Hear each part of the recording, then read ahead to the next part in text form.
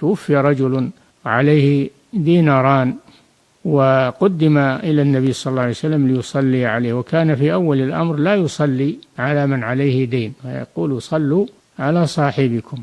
فلما قدم هذا الرجل إلى الرسول ليصلي عليه قال هل عليه دين؟ قالوا نعم ديناران. فتأخر الرسول صلى الله عليه وسلم، فقال أحد الصحابة الديناران علي يا رسول الله. تقدم الرسول صلى الله عليه وسلم وصلى عليه. فلما كان من الغد لقي هذا الرجل وقال له ما فعلت الديناران؟ فقال الرجل ما مضى وقت يا رسول الله. ثم لقيه في اليوم الثاني فقال ما فعلت الديناران؟ فقال قضيتهما يا رسول الله. قال الآن بردت عليه جلدته.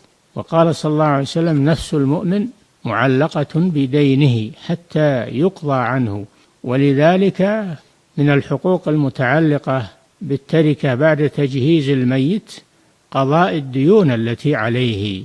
نعم.